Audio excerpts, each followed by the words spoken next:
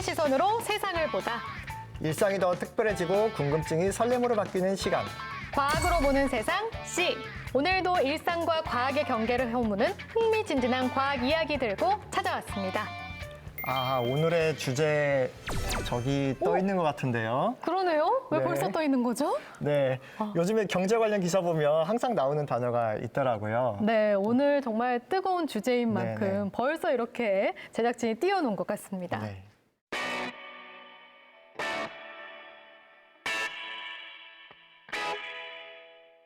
You're such a motivator, gotta get your way. So sick of saying yes sir, yes sir. You're such an instigator, you wanna play the game. Take it or leave it, that's her, that's her. And I can't wait another minute. I can't take the look she's giving. Your body rocking, keep me up all night. One in a million, my lucky strike. Got me so high and then she dropped me. She got me, she got me, she got me down. Took me inside and then she rocked me. She keep me up all night. This is what it sounds like. My lucky strike. My lucky strike. Your body rocking, keep me up all night. One in a million. My lucky strike.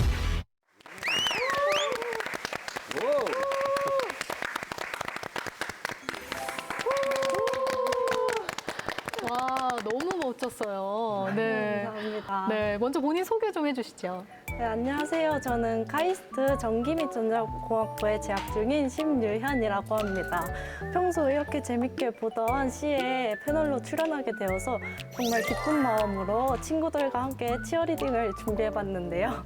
방송은 처음이라 떨리네요. 네, 걱정 마세요. 아니 근데 응원단복 이거 아주 멋있는데 오늘 계속 입고 방송해 주시는 네? 거죠? 아니요. 아닌가요? 네, 옷은 제가 금방 갈아입고 오도록 하겠습니다. 아유, 아쉽네요. 하나, 둘, 셋, 뿅. 이렇게 갈아입고 나왔습니다. 와, 순식간에 갈아입었네요. 오늘도 이 궁금증 해결해 주실 두 전문가 모셨는데요. 직접 소개 한마디 해주시죠. 네, 안녕하세요. 동국대학교 블록체인 연구센터 센터장을 맡고 있는 박성준입니다. 반갑습니다.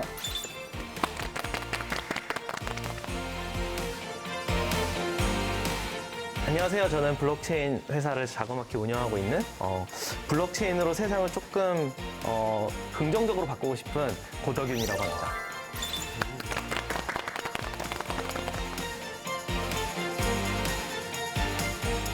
궁금한 게 매우 많으니까 바로 본론으로 여쭤보도록 하겠습니다. 대체 이 암호화폐는 뭔가요? 현재 우리나라에서 지금 많은 사람들이 이제 이렇게 듣는 용어 중에 뭐 가상화폐, 그 다음에 전자화폐, 디지털화폐, 뭐 암호화폐 이런 얘기가 많이 있는데요. 실질적으로 이제 정확히 말씀드리면 암호화폐라는 거는 이제 블록체인 기반으로 만들어진 그리고 이제 암호 기술이 적용된 어떻게 보면은 일종의 디지털 화폐다. 이렇게 생각하시면 됩니다. 그래서 중요한 거는 세 가지 생각이 떠오르셔야 돼요. 하나는 뭐냐, 이제 탈중앙화돼 있다. 그래서 P2P로 이제 운영된다는 게 하나가 있고, 정보보안 문제를 암호화 기술을 이용해서 해결한다는 거. 그 다음에 여러분이 이제 차츰차츰 얘기 되겠지만, 여러분이 생각하시는 가치를 표현하는 화폐다. 이렇게 생각하시면 됩니다. 네. 역시 교수님답게 역시 기술적으로. 저는 조금 약간 사회적 관점으로 봐서 원래 우리는 되게 법정화폐에 익숙하잖아요. 사실은 돈은 원화, 달러, 유로화 뭐 이런 정도만 떠올리기 마련인데 원래 법정화폐가 일반화되기 전에는 민간화폐가 있었죠. 그러니까 우리가 금을 은행에 보관해 놓고 그 금 보관증으로 이렇게 돈으로 유통하면서 먼저 화폐가 시작됐다라고 많은 사람들이 알고 있는데 저는 그래서 이렇게 이야기를 해요. 그러니까 디지털 기술이 극도로 발달을 해서 이제 꼭 국가의 규제가 없어도 우리가 믿고 쓸 수 있는 화폐라는 것이 나왔다. 그래서 저는 디지털 기술로 만들어낸 민간화폐가 아닐까 이렇게 정의를 해봅니다. 네. 가상화폐랑 암호화폐는 같은 걸로 보기도 하고 또 다른 네. 걸로 보기도 하고 굉장히 개념이 애매해요. 그걸 조금 정리해 볼 수 있을까요? 일반인이 볼 때는 비슷하게 보이시는데 저희 같은 암호화폐를 하는 사람들 입장에서 좀 굉장히 큰 차이가 있어요. 이제 가상화폐라는 거는 우리가 알고 있는 이제 사이버머니라든지 그리고 우리가 현재 쓰는 도토리라든지 같은 모든 거를 총괄하는 가상화폐인데 그거랑 이제 암호화폐의 가장 큰 차이점은 제가 말씀드린 것처럼 암호화폐는 이제 탈중앙화된, 그러니까 화폐를 발행하는 사람들이 이제 우리라는 개념이고 발행 주체가 발행 주체가 준 사람들. 다르다는 거죠. 그리고 뭐 헌뜻 오해하시는 분이 계신데 비트코인 같은 암호화폐는 발행자가 없다고 그러는데 아닙니다. 발행하는 사람이 있습니다. 그러니까 무슨 페이 뭐 요즘 그런 게 많이 있잖아요. 예, 예. 그런 가상 화폐들은 결국에는 그 실질적으로 우리가 통용되는 화폐로 연결이 되는, 그러니까 중앙화된 화폐인 그렇죠. 거네요. 예, 요즘 뭐 여러분 이제 결제 같은 거 할 때 뭐 카카오페이라든지 이런 페이를 많이 하지 않습니까? 근데 그거는 카카오라는 회사에서 발행하는 거고, 예, 그러니까 어떻게 보면 이제 결제에 좀 더 편리성을 위해서 기존에 우리가 가지고 있는 돈 같은 거를 이제 전자적으로 표현하는 수단일 뿐이고, 암호화폐는 좀 다르죠. 암호화폐는 발행하는 주체가 어떤 특정한 한 사람이 하는 게 아니라, 그러니까 여러 사람이 같이 공동으로 발행한다. 이제 그걸 우리는 이제 분산이라고 얘기하고 이제 P2P라고 얘기를 해요. 이제 그렇게 이해하시면 될 것 같아요. 네. 복잡합니다. 그럼 P2P라는 단어가 어떤 단어의 약자인가요? 아, 어떤 죄송합니다. 제가 P2P라는 게 개인 간인데 P2P라는 거는 이제 중앙에 어떤 관리 기관이 없이 이렇게 5명이 함께 이제 제가 이제 이렇게 돈을 줬잖아요. 그러면은 제가 돈을 준 거를 우리는 알고 있지만 여러분은 모르시잖아요. 근데 여러분이 우리가 돈을 주고받은 사실을 알고 싶으면 은행에 가서 물어보면 되잖아요. 근데 지금은 이제 은행이 없어진 거예요. 그러니까 우리끼리 하자는 거죠. 그래서 제가 이렇게 돈을 준 사실을 우리만 아는 게 아니라 여러분들한테 다 공개해 주는 거예요. 내가 우리 아나운서님한테 100만 원 줬다. 100만 원 줬어? 100만 원 줬어? 이렇게 100만 원 줬어. 이렇게 되면은 모든 사람이 알게 되잖아요. 그래서 피어 투 피어 해서 예, 그래서 P2P라고 하는 거죠. 피어 투 피어라 해서 개인 간끼리 해결한다 이런 뜻입니다. 예. 아, 그러면 이 암호화폐 대체 누가 왜 만들었는지 좀 그 출발선으로 좀 올라가 봐야 될 것 같아요. 왜 만들었는지의 측면에서 우리 조금 먼 과거로 가서 이야기를 좀 해볼게요. 그러니까 우리는 정말 오랜 동안 금이라고 하는 어떤 광물을 중요하다고 생각하고 많은 국가에서 금을 기반으로 해서 화폐를 발행해 왔었어요. 그죠? 그래서 예를 들면은 뭐 프랑이나 마르크나 뭐 이런 화폐들은 중앙은행에 금이 있고 그 금을 가지고 있는 만큼만 화폐를 발행했었죠.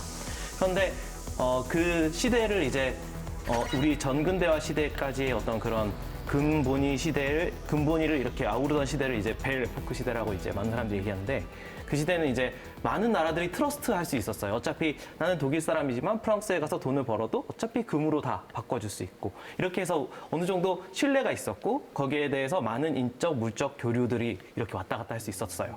근데 문제는 세계 제1차 대전이에요. 뭐냐면 이게 국가끼리 전쟁을 하다 보니까 돈이 너무 많이 필요하게 된 거예요. 그래서 이 전쟁을 하다 보니까 너무 많은 돈을 찍어내 버린 거예요, 국가에서. 그러니까 이제 심각한 사회 문제가 발생을 하고 큰 인플레이션, 그러니까 물가가 엄청나게 오르는 일이 발생했죠. 그러니까 그때부터 금과 상관없이 돈을 찍어내게 된 거죠. 그렇습니다. 그런데 다시 돌아갈 수는 없었어요. 왜냐하면 돌아가면 너무 큰 아픔을 사회가 겪어야 됐었고 그런 것들이 문제가 됐었잖아요. 그래서 그때 당시에 생겨났던 어떤 개념이 명목화폐라는 개념이에요. 그래서 한마디로 국가가 이제 어떤 제한이 없이 돈을 이렇게 발행할 수 있게 되어버린 거죠. 그런데 그런 것들이 굉장히 극도로 발달된 자본주의 안에서 너무 많은 돈이 이렇게 나가다 보니까 사실은 서민들의 삶도 힘들어지고, 심지어는 우리 머릿속에 있는 그 기억 속에는 뭐 그 리먼 브라더스 사태라든가 월가를 점령하라 이슈 이런 것들이 사실은 그런 명목화폐에 국가에 엄청나게 많은 그 권력을 주고 그것을 이렇게 처리하기 위해서 하다 보니까 이렇게 온 거예요. 그거에 대한 반발하는 개념으로, 그러니까 우리는 이제 모두가 다 그 약속 안에서, 그러니까 어떤 특정 기관이 아니라 모두가 다 약속 안에서 쓸 수 있는 화폐를 만들어 보자, 이런 개념이 많은 사람 지식인들로부터 이런 개념이 도입되기 시작했었고, 그 뒤에 이제 갑자기 이렇게 우리에게 비트코인이라는 녀석이 탄생하게 됐다. 저는 이렇게 알고 있어요. 좀 멀리 들어가면 그렇게 됐습니다. 아니, 비트코인을 만든 사람도 뭐 베일에 쌓여 있지 않나요? 네, 그분 누구신가요? 지금 아까 이제 화폐 역사를 말씀해 주셔가지고 비트코인 역사하고 이제 화폐 역사하고 조금 차이는 나요. 근데 이제 어쨌든 이제 설명을 이제 화폐에 대한 어떤 역사를 말씀해 주셨는데, 비트코인을 만든 사람은 사실은 아직까지도 미지의 X입니다. 그러니까 그게 개인일 수도 있고 그룹일 수도 있고 아직 잘 몰라요. 그러니까 2008년도에 이제 사토시 나카모토라는 사람이 이제 갑자기 만든 화폐예요. 근데 그 화폐 비트코인 탄생한 배경에는 기존의 신용 생태계에 대한 어떤 그 불신이 있었던 거죠. 이제 2008년도가 뭐냐면 이제 금융 위기가 탄생한 겁니다. 우리나라가 1990년대 말에 IMF가 탄생한 것처럼 미국은 이제 금융 월가에 신용 거품이 일어나서 금융 위기가 탄생한 거죠. 근데 금융 위기의 본질이 뭐냐면은 그 금융 생태계, 은행이나 또는 뭐 어떤 금융 관련 기관들이 과연 우리 일반 국민이 신뢰할 수 있는가에 대한 회의를 갖기 시작한 겁니다. 그러니까 예를 들어서 우리나라로 이제 가정을 하는 거예요. 우리나라로 들어오면은 우리나라에서 이제 화폐를 발행하는 사람이 이제 물론 정부 정책에 이제 관리가 되겠지만 한국은행이 이제 화폐를 발행하잖아요. 근데 우리나라 국민들이 열심히 일을 해서 돈을 벌었어요. 그럼 많은 국민들은 자기가 가진 돈의 가치가 변하지 않기를 원하잖아요. 심지어는 올라가고 싶잖아요. 네, 그렇죠. 근데 이제 한국은행이 이제 발권력이라는 걸 가지고 있는 거예요. 화폐를 발행하는. 그러니까 한국이 화폐를 발행하는 이유는 그 세너리지 효과라고 하는데 실제 5만 원짜리를 발행하면 원가는 5천 원뿐이 안 들어요. 그러니까 5천 원을 가지고 5만 원짜리 상품을 만든 거죠. 그러면 이제 한국은행 그 5만 원을 이제 시중에 주면서 4만 5천 원을 버는 거예요. 그러니까 국가가 이제 버는 거죠. 근데 그거에 대한 문제가 뭐가 있냐면은 우리나라 국민한테 제가 물어보면 도대체 우리나라 화폐가 발행이 되면 될수록 소위 말하는 인플레가 일어나잖아요. 그러니까 내 돈의 가치는 떨어지게 돼 있잖아요. 제가 아무 잘못이 없는데. 그렇죠. 그래서 그때 제가 이런 생각을 하는 거, 이런 생각을 조금 이게 상상의 날을 피는 겁니다. 왜 화폐 발행을 한국은행이 혼자 결정하고 혼자 발행하지? 우리는 뭐지? 왜 그 화폐에 대해서 영향을 받는 건 우리니까. 그래서 제가 이런 생각을 한 거죠. 아, 그럼 그러지 말고 한국은행에서 화폐를 발행을 혼자 독점적으로 하지 말고 우리 국민들의 어떤 합의를 통해서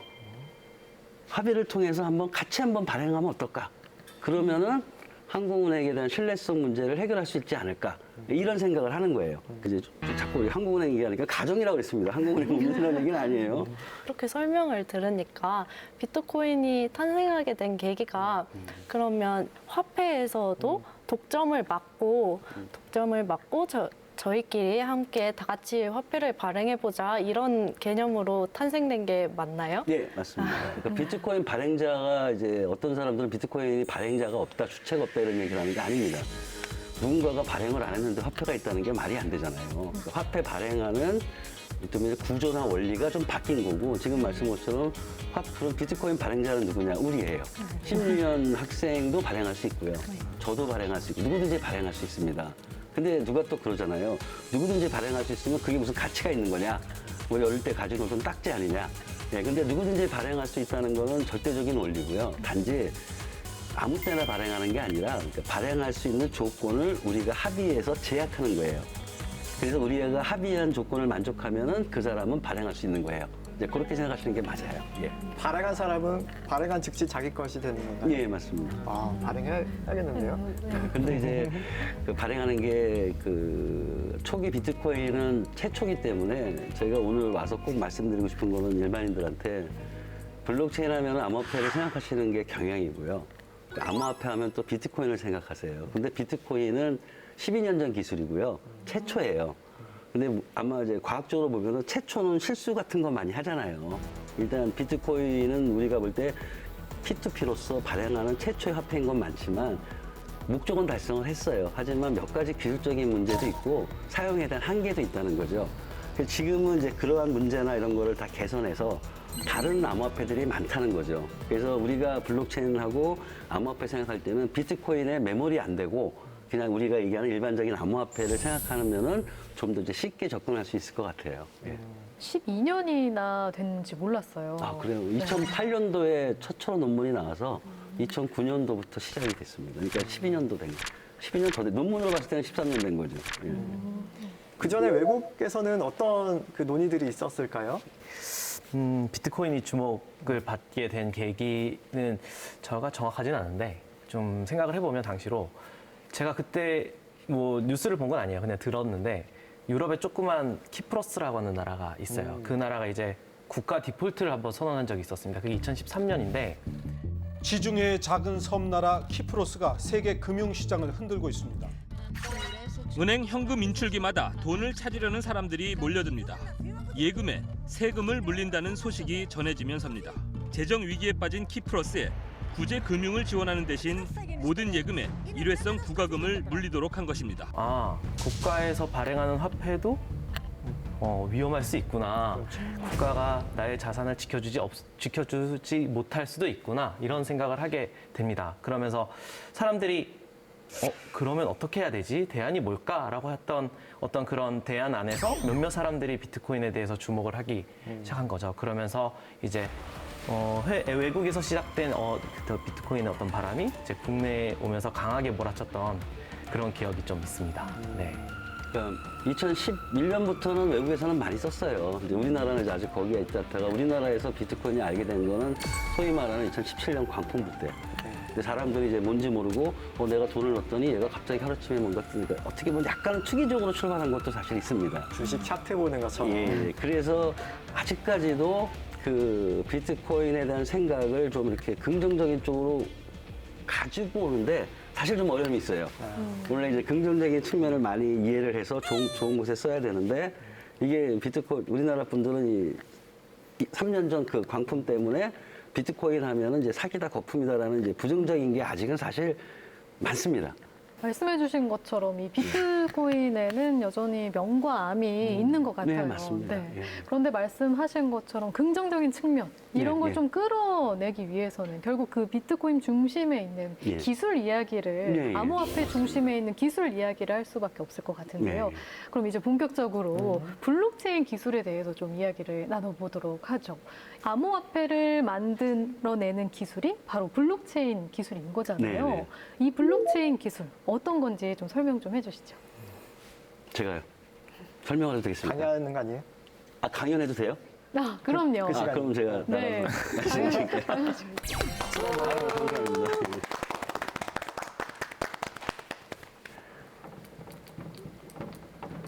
블록체인을 하게 되면은 두 가지가 들어가 있는 거잖아요. 하나는 이제 블록이라는 게 있는 거고 첫 번째, 두 번째는 이제 체인이라는 게 있는 거잖아요. 그럼 먼저 이제 블록이 뭔지부터 먼저 우리가 이해를 해야 돼요. 블록이란 뭐냐면은 이제 정상적인 거래들의 그러니까 묶음이다. 그러니까 블록이라는 건 뭐냐면은 이렇게 블록이 있으면 이 안에 있는 거는 다른 게 아니고 그냥 거래들이 있는 거예요. 여기서 말하는 거래라는 거 비트코인 같은 경우라면은 제가 누구한테 얼마를 줬다. 이런 거래들이 있는 거죠. 그런 그 거래들의 묶음을 블록이라고 얘기하는 거고요. 그다음에 이 블록들이 계속 이렇게 체인으로 연결된 거를 블록체인이라고 얘기를 하는 겁니다. 그래서 블록체인에서는 블록이 가장 중요한 핵심이고 블록이라는 거는 아까 중앙 집중에 누군가가 있는 게 아니라 우리끼리 한다고 그랬잖아요. 그 말은 뭐냐면은 개인들이 이제 이렇게 어떤 신뢰 기간이 없이 우리끼리 그냥 연결이 된 P2P가 되는 거죠. 그럼 이 중에서 각 개인들은 블록을 지금 만들고 있는 거예요. 블록을 만드는 거죠. 그 블록 안에는 바로 정상적인 거래들만 만들어야 되잖아요. 네. 그러니까 좀 인생에 이제 사기 거래 같은 거 들어가면 안 되잖아요. 그럼 그 채굴자가 블록을 만들 때 그 거래들이 정상적인 건지를 누군가는 보증해 줘야 되잖아요. 왜냐면 그건 지금 은행이 해줬잖아요. 근데 여기서는 그거를 보증해 주는 사람이 없잖아요. 네. 실력이 없으니까 채굴자가 블록을 만들면 이 블록이 맞다는 거를 우리가 함께 합의하는 거예요. 그래서 블록이라는 게 거래들의 집합이, 거래들의 모임이고 내가 그 거래들의 모임을 만들어서 이런 블록을 만들었는데 많은 사람한테 그렇게 좀 뿌려줘가지고 그게 맞는지 틀리는지 나한테 판단해달라. 그래서 서로 합의가 되는 거죠. 아, 그 블록에 있는 거래들은 다 맞는 거야. 라고 합의가 되는 순간 이게 이제 블록으로 확정이 되는 거예요. 그러면 조금 이해되시겠습니까? 여러분들 이게 뭐죠? 휴대폰이죠. 휴대폰, 스마트폰이라고 하잖아요. 네. 이게 전화기인가요? 네. 전화기 이상이지요. 그렇죠. 전화기 이상 뭐냐는 거지, 이게. 컴퓨터. 네, 컴퓨터예요. 여러분, 이거 컴퓨터입니다. 단순한 전화기가 아니죠. 그러니까 소위 말하는 우리가 썼던 옛날 전화기랑 스마트폰의 차이는 옛날에 썼던 거는 전화기라 뭐 통화라든지 문자만 하는 거고 이게 컴퓨터가 되는 순간 이게 컴퓨터에 전화 기능이 있는 거예요. 그래서 우리는 스마트폰을 가지고 뭐든지 다 할 수 있는 거잖아요. 블록체인이 바로 뭐냐면 이거라고 생각하시면 돼요. 그러니까 굉장히 비약됐죠. 네, 정부에서 블록체인을 정의할 때 제2의 인터넷이라고 얘기해요. 현재 우리가 쓰는 인터넷은 제1의 인터넷이고 블록체인은 제2의 인터넷이라고 얘기합니다. 그 말은 뭐냐면 블록체인이란 인터넷이란 뜻이잖아요. 그러니까 좀 논리적 비약이 되죠. 일단 저를 믿으셔가지고 제가 왜 이 얘기를 드리냐면은 블록체인은 컴퓨터다. 컴퓨터라고 생각하시는 순간 현재 블록체인에서 일어나는 모든 현상을 이해할 수가 있다는 거예요. 그래서 제가 블록체인은 그냥 블록과 체인의 합이고 블록의 의미는 정상적인 거래들의 묶음이고 그 블록을 만드는 사람은 채굴자라고 얘기를 하고 블록을 만드는 과정은 우리 채굴이라고 얘기한다. 요거는 이제 블록체인 관점에서 말씀을 드린 거고 결론적으로 블록체인이란 뭐냐? 뭐다? 컴퓨터랍니다. 그게 학술적인 정의예요. 어려우시죠? 네, 어렵네요. 그냥 스마트폰이라고 생각하시면 돼요. 예. 조금 첨언을 하자면 네. 물론 훌륭하셨지만 그러니까 우리는 컴퓨터 한 대를 컴퓨터 한 대라고 보잖아요. 근데 여러 컴퓨터가 모여서 하나의 컴퓨터처럼 움직인다고 해석하시면 조금 더 편하세요. 그런데 여러 대이기 때문에 한 대가 마음대로 하지 못한다. 뭐 이렇게 그러니까, 이해하셔도 조금 그러니까 네. 제가 이제 조금 블록체인을 왜 제가 조금 논리적인 비약이 굉장히 좀 너무 뛰었잖아요. 네. 그런데도 불구하고 제가 블록체인을 스마트폰이라고 말씀드리는 이유 중에 하나가 현재 우리나라 모든 국민들이 블록체인에 대한 개념이 굉장히 혼란스러워하세요. 고동영 박사님께서 추가 설명 너무 잘하셨는데 저도 컴퓨터 가지고 있고요. 다 컴퓨터 가지고 있잖아요. 아까 개인 간에 어떤 일을 한다는 거잖아요. 그러면 이제 우리 심수연 학생이라든지 여러분들이 가지고 있는 컴퓨터를 이렇게 다 모아놓고 이게 꼭 하나의 컴퓨터처럼 동작하게 만드는 가상의 컴퓨터입니다. 하나의 개념적 컴퓨터를 만들었는데 예. 그것이 여러 사용자들에게 분산된 형태의 개념적인 컴퓨터다. 예, 이렇게 맞습니다. 정리해 근데 주신 것 같아요. 거꾸로. 네. 그리고 내 컴퓨터만 나 혼자 몰래 쓸 수 없다라는 거죠. 모두가 그러니까 같이 쓰는 내 PC를 나 혼자 쓰려면 나 혼자 써요. 근데 이제 블록체인으로 접속이 되는 순간 그거는 내 PC가 아니라 우리들의 PC가 되는 거죠. 그리고 말씀하신 게 정확한데요. 그 결과론적으로는 그런데 그 만드는 과정이 블록체인이란 컴퓨터를 누가 만드느냐? 저희들 PC를 가지고 만드는 거예요. 그러니까 우리가 만드는 거야. 그러니까 블록체인 컴퓨터 만들어서 그 속에 우리가 속하는 게 아니라 우리가 만들었기 때문에 우리가 그 속에 속하는 거예요. 그래도 어쨌든 이 기술을 가지고 활용할 분야가 굉장히 많을 것 같거든요. 네네. 근데 저희는 아직까지 블록체인 하면 암호화폐 기술만 생각을 하고 있어요. 어떤 분야들을 좀 쓰일 수가 있는지 고 대표님께서 좀 자세히 설명을 해주시죠. 네, 알겠습니다. 제가 강연을 하는 거죠, 지금부터. 긴장이 많이 됩니다. 우리 코로나19, 네, 다들 마음이 아프시죠? 가장 피해를 보고 있는 분들이 우리 식당 운영하시는 분들, 카페 운영하시는 분들이에요. 그런데 코로나19로 가장 수혜를 본 곳이 어딜까요? 떠오르시는 곳이 있죠? 네, 인터넷 거래. 네. 그 다음에 또 우리 뭐 비대면 식당에 못 갔잖아요. 어떻게 했죠? 배달. 시켜 먹었죠. 뭐 그다음에 아니면 뭐 예를 들면 뭐 선물하기, 뭐 쿠폰 선물하기 이런 것들도. 그래서 이런 것들이 이제 사실은 우리 소상공인을 대상으로 하는 플랫폼 서비스들이에요. 그런데 작년 말인가요? 올해 초인가요? 그 배달을 시키는 큰 플랫폼 업체가 소상공인을 한번 아프게 했던 기억이 있습니다. 그 플랫폼 업체는 수수료로 움직일 수밖에 없기 때문에 그들도 이제 이득을 봐야 운영을 하니까. 그런데 그들이 자기 마음대로 아니면은 뭐 충분한 협의가 없이 이렇게 수수료를 막 바꾸는 그런 경우가 생겼어요. 어떻게 배달료를 하루하루 바꿀 수 있냐. 인간적 존중을 받지 못하는 느낌이다. 그래서 모두 내가 실험용 쥐가 된 것 같다. 안 그래도 장사가 지금 잘 안 되는 우리 식당 주인분들께서 더 마음이 아팠던 경우가 있었죠. 그러면 이런 것들을 어떻게 하면 해결할 수 있을까? 이런 것들에 대한 결과를 조금 보여줬던 사례가 최근에 이런 사례가 있었어요. 우버에서 운전하시는 분들, 그다음에 에어비앤비에서 방을 빌려주시는 분들은 다 플랫폼에 기여를 하신 분들입니다. 그죠? 그들도 이 플랫폼의 수익을 공유할 수 있어야 한다라고 하는 움직임입니다. 그래서 그런 것들을 한번 해보자라고 하는 어떤 청원이 있었고, 미국의 미국 증권거래소에서 그것을 그 제도화해서 우리가 한번 이것을 진행해 보겠다라고 하는 긍정적인 응답을 줬습니다.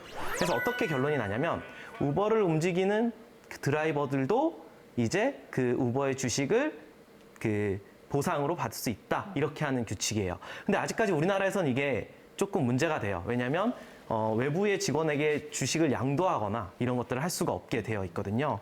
그래서 우리는 이제 플랫폼, 아까 말씀드렸던 그런 플랫폼을 한번 볼게요. 이 플랫폼은 어떤 게 필요하냐면 일단은 돈이 필요합니다. 그죠? 자본이 필요해요. 왜냐하면 뭐 마케팅도 해야 되고 개발도 해야 되고 이런 것들.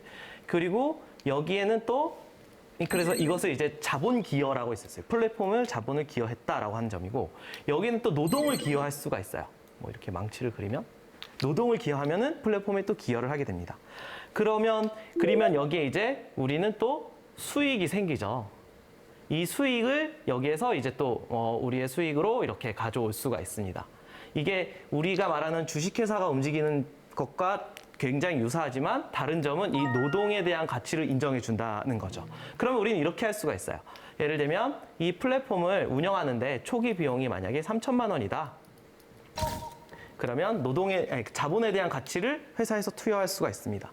그럼 이 자본에 대한 가치대로 우리는 예를 들면은 3천만 개의 그 자본을 기여했다는 증서, 한마디로 우리 토큰이라고 생각하셔도 되고 아니면 지금 주식회사에서 말하는 주식이라고 생각하셔도 돼요. 물론 이게 이제 뭐 거래소에서 거래되는 주식은 아닙니다만 그러면 우리가 3천만 개에 대한 토큰을 발행해서 이 자본을 투여한 사람이 3천만 개를 가졌다고 칩시다. 그러면 이 소상공인들은 또 여기 이 플랫폼 상에서 열심히 일을 하고 있어요. 나의 물건을 팔고 누군가는 배달을 하고요. 누군가는 또 뭐 포장을 하고 이런 것들을 합니다. 그럼 이런 것들이 발생할 때마다 토큰을 예를 들면 우리의 공공의 약속인 블록체인의 프로토콜 하에 이런 것들이 발생할 때마다 우리는 100개의 토큰을 준다, 증서를 준다라고 생각할 수 있어요. 그러면 만약에 10만 건이 발생했다고 쳐보면 이 소상공인한테 모든 사람들께 뿌려진 토큰이 예를 들면은 총 1000만 토큰이 돼요. 네, 그죠? 그러면 우리는 총 여기에 기여했던 사람이 가지고 있는 어떤 총 기여분은 자본에 대한 기여분 3천만 토큰, 그다음에 노동에 대한 기여분 1000만 토큰. 이거는 이제 소상공인들이 갖고 있는 토큰이겠죠? 그리고 내가 만약에 플랫폼의 수익으로 예를 들면은 4천만 원을 벌었어요. 그렇죠?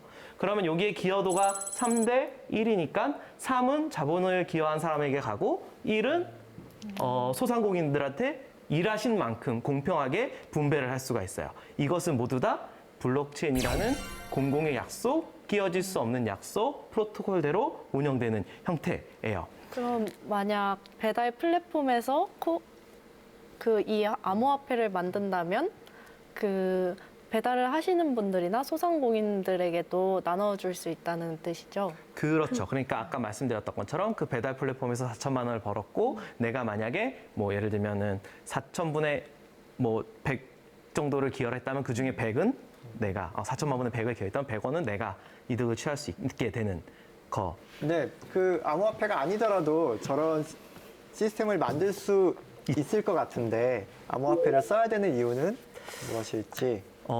이 아까 블록체인을 컴퓨터라고 말씀드렸잖아요. 블록체인은 하나의 컴퓨터인데 어떤 특정 세력이 보유하지 못해요.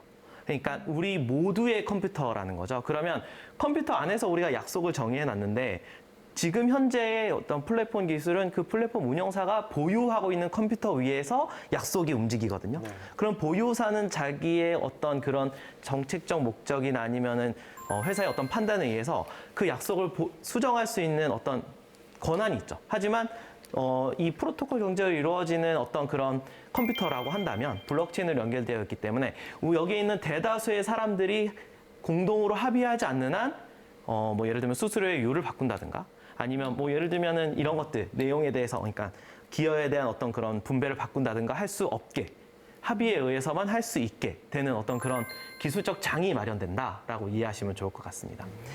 그래서 결론을 말씀드리면 블록체인이라고 하는 것은 여러분들이 오늘 많은 분들이 보셨던 것처럼 비트코인으로 대변되기도 하고요. 뭐 이렇게 다양한 어떤 그 공정한 경제 시스템 아니면 우리의 어떤 그런 많은 사람들이 함께 커뮤니티를 이루어서 지킬 수 있는 약속 이런 것들을 다 비트코인과 함께 이렇게 블록체인 기술로 구현해낼 수 있는 어떤 그런 사례 중에 하나고요. 이거 외에도 굉장히 많은 좋은 사례가 있는데 그런 것들을 한번 직접 또 찾아보시고 공부해 보시면 좋을 것 같습니다. 네, 감사합니다. 제가 조금 첨부 드릴 내용이 있는데 우리 지금 고 대표님이 어떤 하나의 이제 블록체인 사례를 제가 들은 것 같아요. 네. 그래서 그 중에 한 사례로 이제 프로토콜 경제를 예를 들으신 것 같아요. 근데 이제 본질은 뭐냐면은 혹시 마일리지 아세요? 비행기? 네네, 말이죠. 비행기 마일리지가 일정하면은 지금 제가 볼 때는 암호화폐의 하나 이해예요. 근데 기존에 마일리지 제가 뭐 여러 항공사를 써가지고 마일리지를 썼는데 갑자기 어느 날 제 마일리지를 줄인대잖아요. 줄였어요. 그러니까 그리고 또 심지어는 처음에는 그런 얘기 없다가 3년 전부터 제 마일리지 유효 기간을 정했습니다. 마일리지라는 건 뭐냐면은 저하고 항공사하고 약속이잖아요. 약속인데 갑자기 그 약속이 나한테 허가도 없이 파기하는 거죠. 네. 무슨 말씀이 되시죠? 제가 말씀드린 건 뭐냐면은 어떤 문제를 푸는 거, 아까 프로토콜 경제에서 뭐 배달업체나 뭐 우버가 되든 뭐가 되든 그거를 제도적으로 할 수 있습니다. 근데 제도적으로 한다는 얘기는 뭐냐면은 그 제도를 운영하는 사람의 마음이 바뀌면 바뀌는 거예요. 그러니까 어떤 우리가 원하는 경제 생태계의 흐름을, 그러니까 우리 같이 다 살자라는 경제 생태계의 흐름을 법이나 제도로 풀게 되면은 그 법이나 제도를 운영하는 과정에서 여러 가지 변수가 생긴다는 거죠. 그러니까 블록체인이 필요한 이유는 똑같은 목적을 달성할 때 그거를 어떤 사람이 오더라도 기술적으로 변경할 수 없게끔 만든다는 의미예요. 그게 이제 아까 말한 합의가 되는 거죠. 그러니까 어떤 서비스의 관리자라든지 이런 사람들이 혼자서 정하는 개념이 아니라 우리가 그 서비스를 같이 참여하고 그 서비스 혜택을 받는 사람들이 같이 상생하기로 했다면 그 상생하기로 하는 약속을 지속 가능하게 만들고 싶은 거예요. 네. 그 지속 가능하게 만들기 위해서 기술적인 장치가 있어야 된다는 거죠. 그 누구도 그거를 변경할 수 없는 기술적 장치를 만든다. 그게 블록체인의 철학과 사상이라는 겁니다. 그래서 그걸 통해서 우리가 얻고자 하는 건 뭐냐? 함께 잘 살자는 거예요. 현재 경제 생태계는 사실은 메인 플레이어들이 있는 거죠. 그게 플랫폼 회사라고 보통 얘기를 하는 거죠. 근데 그 플랫폼이 발전을 하기 위해서는 그 플랫폼 경제를, 그러니까 그 플랫폼의 생태계를 발전시키고 활성화시키는데 노력한 우리가 있잖아요. 우리는 뭐냐는 거지. 그러니까 우리한테 아무런 수익이 없는 거잖아요. 그게 그 독점에 대한 그 부패라는 거죠. 그거를 소위 말하는 그게 프로토콜 경제가 되든 블록체인 경제가 되든 암호 경제가 되든 그 생태계에 참여했던 사람들이 골고루 수익을 공유할 수 있는 그러한 상생 경제를 만드는 거고, 그 상생 경제를 단순히 법이나 제도로 만드는 게 아니라 영원히 지속될 수 있도록 기술적인 장치를 만들어주는 인프라, 그게 블록체인입니다. 그러면 이렇게 블록체인 경제를 통해서는 지금 사회에 문제되고 있는 빈부격차도 오히려 줄일 수 있는 좋은 방법. 그것 때문에 하는 거예요. 아. 네, 평등. 그러니까 제가 얘기를 해요. 왜 블록체인 하느냐 그러면 제가 이런 얘기를 해요. 블록체인을 하는 이유는 바로 블록체인 기술 자체가 아니라 그 블록체인 인프라에서 돌아가는 미래 경제 생태계를 만들고 싶은 거고, 그 미래의 경제 생태계 핵심은 뭐다? 함께 잘 사는 경제다. 그러니까 저는 이제 그들의 경제를 우리들의 경제로 바꾸자는 얘기고, 독점적인 경제를 함께하는 경제, 상생하는 경제로 바꾸자. 그래서 블록체인을 하는 겁니다. 예. 저는 궁금한 게 거기에서 블록체인 경제에서 경제를 빼볼 수는 없는 건가요? 이 기술을 활용해서 어떤 뭐랄까 의료 분야라든지 제가 진짜 경험했던 이야기인데, 저희 그 아시는 분이 아프셔서 병원을 이렇게 갔는데 검사를 이렇게 받으셨어요. 그런데 병을 못 찾으셨어요. 근데 아프시대요. 그러면 이렇게 큰 병원으로 이렇게 하잖아요. 근데 우리 어머님, 부모님 세대의 큰 불만 중에 하나가 했던 검사를 또 한다는 거죠. 그죠? 근데 그 하는 검사를 또 하는 의사의 그 변은 이해가 안 되는 건 아니에요. 왜냐면, 내가 그 과거의 데이터를 가지고 진단을 내렸다가 이게 잘못된 진단이 되거나 그래서 환자의 몸이 망가지거나 이러면 자기의 책임이 되는 거잖아요. 그러면 결론적으로는 우리가 똑같은 검사를 또 하는 이유는 과거에 있는 데이터를 일단은 믿지 못해서예요. 의료 데이터를.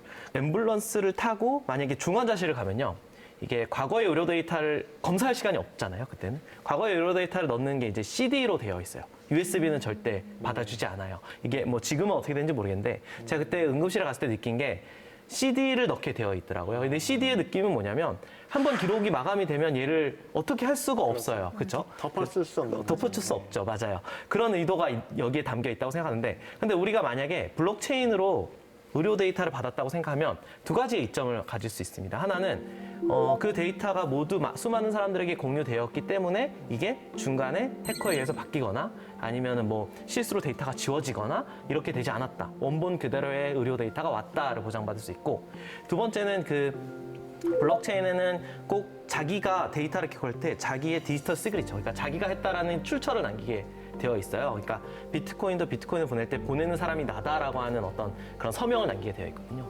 그런데 이 의료 데이터를 이렇게 오면은 거기에는 이렇게 서명이 담겨 있어요. 그러면 이 서명이 예를 들면 그 사람 어떤 특정 자연인과의 어떤 매칭을 뭐 그 자연이 어떤 정보가 공개되어 있다면 매칭을 할 수 있는 방법이 생기는 거죠. 그래서 두 번째 혜택은 뭐냐면 이 데이터가 전문의를 가지고 있는 사람이 권한을 가지고 있는 사람이 만든 데이터가 맞구나. 이 두 가지를 보장받고 내가 그래도 쉽게 진단을 내릴 수 있는 이런 쪽에 많이 활용될 수 있다라고 많은 사람들이 이야기를 합니다. 그 외에도 굉장히 많죠. 왜냐하면 우리 사회를 보면은 서로 믿지 못하기 때문에 서드 파티라 그러죠. 제3의 신뢰 의존 기간을 두는 경우가 많아요. 뭐 하나의 또 사례를 들어보면 우리 인터넷 쇼핑할 때 예전에는 이렇게 개인 쇼핑몰에서 많이 사는데 요즘에는 그렇지 않죠. 뭐 엄청 큰 업체에서 사잖아요. 근데 우리가 생각해보면 땡땡 개인 쇼핑몰에서 물건을 샀을 때랑 예를 들면 뭐 엄청 큰 인터넷 쇼핑몰에서 물건을 샀을 때가 약간 좀 마음가짐이 좀 달라요. 조금 큰 데서 사면 안심이 되고, 그죠? 설마 이분이 내 돈을 떼어먹진 않겠지라고 하는 그런 게 있었어요. 그런데 블록체인이 이렇게 거래를 깔리게 되면 그 거래를 파는 사람과 사는 사람이 중간에 어떤 그 서드 파티의 업체가 없이도 서로 믿고 이렇게, 사실 우리 서드 파티 트러스트 기관이 그 가져가는 중개 수수료가 엄청 크거든요. 그러면은 파는 사람은 조금 더 큰 이득을 남길 수 있고 사는 사람은 조금 더 저렴하게 살 수 있는 이런 것들이 이제 블록체인을 통해서 이루어지는 우리 사회의 모습이지 않을까, 저는 이렇게 생각해 봅니다. 그게 맞아요. 근데 더 나가면은 제가 병원 가면은 내가 병원 가면은 나는 병원의 환자라고 생각하는 사고에서 또 바꿔. 나는 나에 대한 의료정보 데이터를 생성하는 사람이야. 나는 그 데이터가 내가 가져가지고 내가 평생 자라면서 내 의료 데이터를 내가 관리하고 싶은 거예요. 그러면은 내가 또 아파서 다른 병원 갔잖아요. 그럼 나는 내 데이터, 내가 그동안 축전된 개인 의료정보 데이터를 그 병원에 보여주는 거야. 주는 게 아니고. 그렇다면 나에 대한 오진율은 떨어지겠죠. 내 삶의 질이 좋아지잖아요. 내 데이터. 네. 그리고 또 하나가 그 데이터가 필요한 사람들이 있을 거예요. 그런 그 데이터가 필요한 사람한테 나는 내가 팔겠다는 거야. 그럼 나는 내가 생성한 평생 수없이 많은 데이터가 나를 생성할 거잖아요. 내가 생성할 거잖아요. 그 수없이 많은 데이터를 내가 생성한 거를 내 자산으로 만들고 싶은 거야. 내 자산으로. 그래서 개인들의 데이터의 소유권을 돌려주고 개인들이 가지고 있는 데이터를 자산화시켜서 그 자산을 필요한 사람한테 내가 팔게 하고 싶은, 이게 암호경제 그림이에요. 그럼 내 자산이 극대화되잖아요. 무슨 말씀인지 아세요? 그게 블록체인의 목적이에요. 디지털 자산. 네. 그럼 저희는 그동안 이렇게 중요한 자산들을 그냥 주고 있었죠. 주고 네. 있었던 거네요. 네. 그래서 앞으로는 앞으로 미래 세상에서는 우리가 함께 고민하고 국가적으로 또는 사회적으로 전 세계적으로 가장 먼저 합의해야 되는 사항이 뭐냐면은 우리가 만드는 데이터의 소유권이 과연 누구 거냐. 그리고 그 데이터의 소유권을 생성한 개인한테 돌려주는 것이 맞는 거냐. 그리고 내가 생성한 데이터의 가치가 얼마일까에 대한 전체적인 사회적 합의가 만들어야 된다는 거죠. 그래서 그 과정을 지금 겪고 있다고 생각하시면 되는 거예요. 네. 제가 그래서 지금 열심히 혼자 너무 말을 많이 그걸 위해서 열심히 힘써주고 계시는 거잖아요. 예, 그렇습니다. 네. 그럼 이 블록체인 기술을 활용한 이런 어떤 가치에 대한 보상이나 이런 평가는 결국에 어떤 화폐, 암호화폐를 통해서 이루어질 수밖에 없는 거잖아요. 맞습니다. 근데 현재 상황을 보면 이 암호화폐가 화폐인지 자산으로 봐야 되는지 이런 좀 혼동이 저는 좀 들거든요. 왜냐하면 가격이 어쨌든 현재 우리가 통용되는 그런 가격으로 매기잖아요. 네. 근데 그게 굉장히 들쭉날쭉하고 있고 근데 저는 화폐라고 생각하기에는 제가 생각하는 화폐는 뭔가 그 돈을 가지고 있으면 바로 뭔가를 살 수 있어야 된다고 생각하거든요. 근데 현재 암호화폐는 진짜 막 1초마다 돈이 가격이 바뀐다고 들었어요. 그래서 막 이제 집을 나가면서 아 빵을 사 먹어야지 하고 나갔는데 갑자기 그 2분 사이에 가치가 뚝 떨어져서 빵을 못 사 먹을 수도 있는 거고 그래가지고 그런 측면에서 보기에는 저는 화폐라고 보기에 좀 어렵지 않나라고 생각했었어요. 지금 학생이 얘기하는 화폐로 보는 관점은 이제 보통 경제학자, 그러니까 화폐 학자들이 얘기할 때 세 가지 조건이 있어야 된다고 해요. 그 중에 하나가 이제 가치 저장이라는 개념이 있어야 되고, 그 다음에 교환의 수단이 돼야 되고, 그 다음에 법적 효력이 있어야 되고.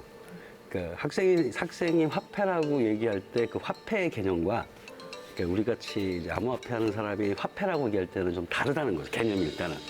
그래서 비트코인이 화폐냐, 그 골드냐라고 얘기하면 저는 디지털 금융에 가깝다고 생각을 해요. 왜냐면 비트코인은 화폐가 목적이 아니었어요.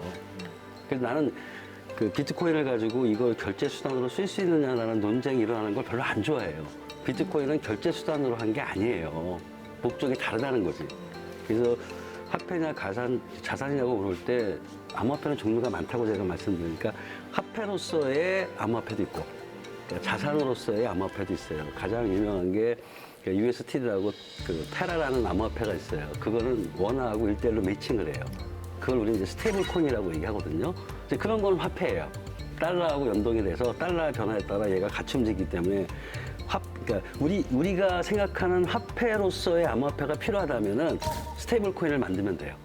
원화에 의해서 연동이. 그래서 현재 우리나라에서 블록체인 기반으로 만든 암호화폐 중에 주로 이제 하는 게 지역화폐.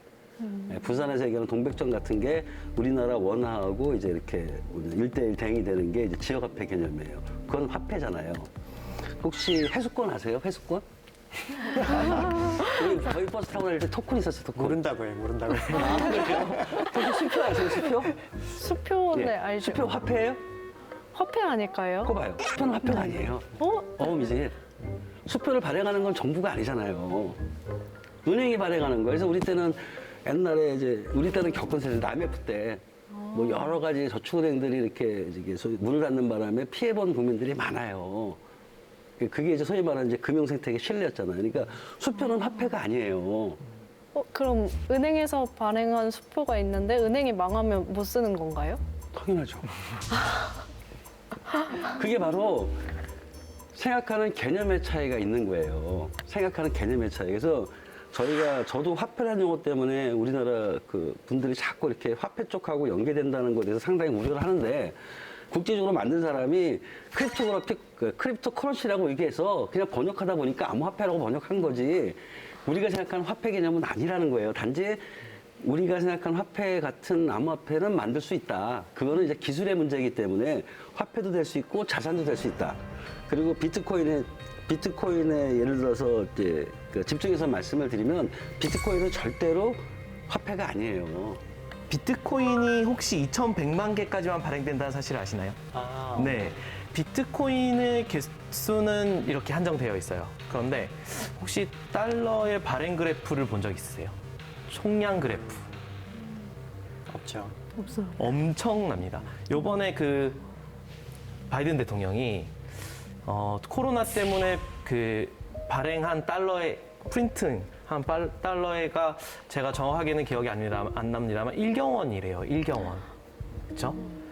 지금 무역 결제를 달러로 하죠. 달러로 하는데 사실은 뭐 한 해 동안 1경원어치의 달러가 풀린 것처럼 사실 달러가 그렇게 신뢰할 수 있는 화폐냐라고 했을 때 그 사실만으로 봤을 때는 그렇지 않다라고 판단할 수 있거든요. 근데 최근에 시티은행이 무역결제 통화로 비트코인이 쓸 수 있다라고 하는 의미는 예전에 그 케인즈가 얘기했던 우리 아무도 소유하지 않은 믿을 수 있는 공공의 화폐 시스템에 대한 가치를 이야기한 적이 있습니다.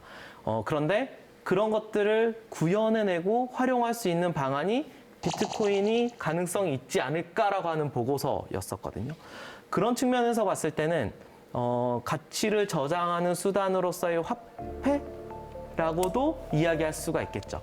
그래서 사실은 이런 자산이냐 화폐냐를 논쟁하기보다는 그냥 본질적인 내용을 알고 활용 사례를 익혀서 거기에 대한 어떤 그런 인사이트를 가지고 자신이 판단했으면 하는 그런 바람은 좀 있습니다.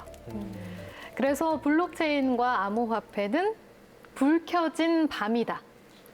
와, 네. 이건 또 뭔가요? 아니, 저는 너무 좋은데요? 문학인데요? 다 오는데? 네, 약간 그런 느낌으로 지어봤는데 네.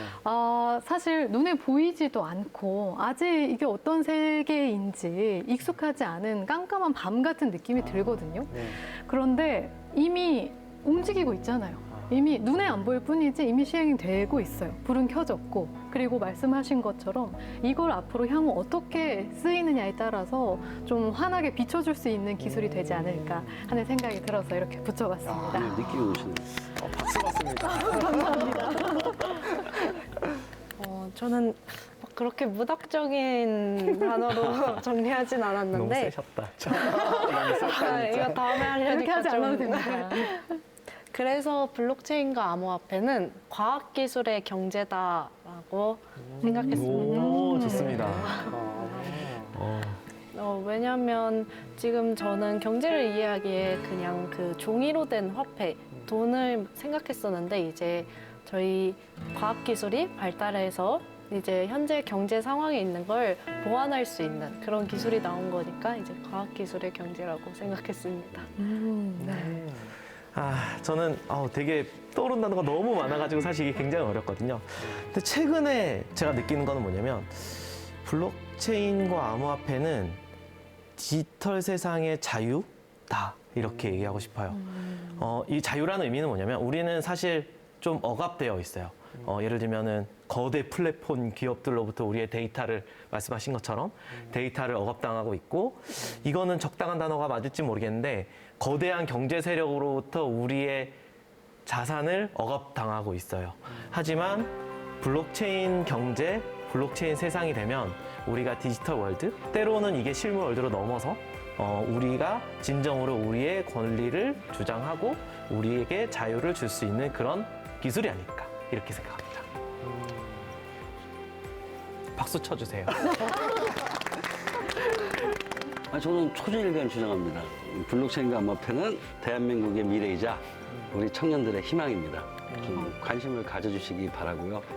블록체인 세상을 위해서 함께 노력해 봅시다. 감사합니다.